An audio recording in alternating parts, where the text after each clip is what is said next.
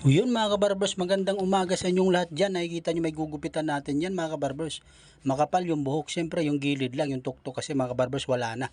Ayan o, umpisa na natin dyan mga kabarbers. Nakikita nyo may tirada ni kabarbers yan. Hinawi ko muna mga kabarbers, masar makita nyo yung nipis yung tuktok o. Wala na kasing buhok sa unahan yan mga kabarbers, sa gilid lang yung makapal.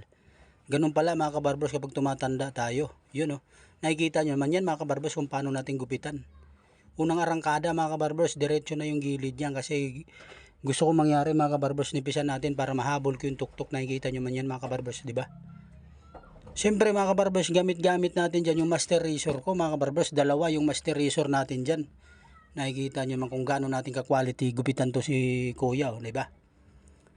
Malayo-layo pa to mga kabarbers, andun pa sa may talipapa yung bahay nito. Dinayo lang ni si kabarbers. Yun o, ginamitan natin ng uno dyan mga kabarbers para medyo pantay-pantay yung gilid, di ba? 1-0 yan mga kabarbers. Yun o. Naghahalo na kasi mga kabarbers yung itim at saka puti eh. Request kasi niya mga kabarbers, kulayan daw. Siyempre mga kabarbers, magaling din tayo sa kulay. Kukulayan din natin yan mga kabarbers. Siyempre, ayan o. Nakikita nyo man yan habang ginugupitan natin mga kabarbers. Kinakausap tayo ng customer, di ba? Ganong kalupit yan mga kabarbers. Mga ganyang customer talaga. Mga joker yung mga ganong customer mga kabarbers, binabarbero na yung barbero eh, diba? Mga kabarbers, nakikita nyo man yan. Gusto daw niya maging kahawig si Piolo. Yun oh.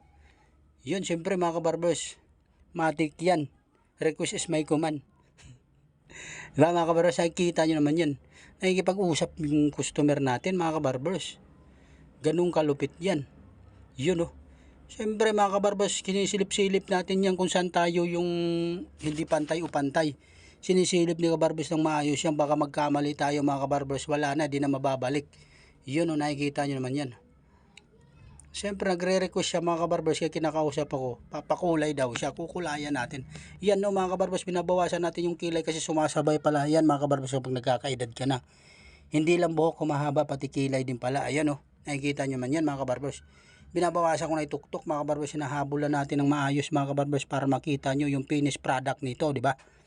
Yun oh, napakalupit yan mga kabarbers. Yun, binabawasan natin ng malupit yan mga kabarbers. Ayan oh, pinapantay natin ng gusto, yung finishing natin yan mga kabarbers. Yan yung finishing ng kabarbers, tumatagaktak yung gunting, di ba? Hindi lang tayo sa mukbangan malupit mga kabarbers, pati din sa gupit. Ayan oh, Ryan Banks yan mga kabarbers, nakikita yung Kimping panot o Kimping panot. Kimping malupit, yun, di ba mga kabarbers, nakikita nyo naman yan, oh. Yun, oh. Hindi na nakita yung panot, upaw lang. Yun, oh. Ang lupit niyan mga kabarbers, napakapalbo kayo kanina ni ngayon manipis ay may anting-anting pa sa likod, di ba? Nakikita nyo may anting-anting. Ay, mga kabarbers, may kalbo pala sa kabila, oh. Nakikita nyo, may nagpapakalbo pala sa kabila. Ayun, mga kabarbers, kinukulayan na natin mga kabarbers, di ba? Nakikita nyo may pagkulay ni kabarbers dyan. Napakalupit yan, maitim yan, itim na itim, parang uling, ayan, oh. Thank you mga kabarbers sa mga followers natin, subscriber dyan mga kabarbers. Please follow to my channel, Kwentong Barbers Vlog. Thank you.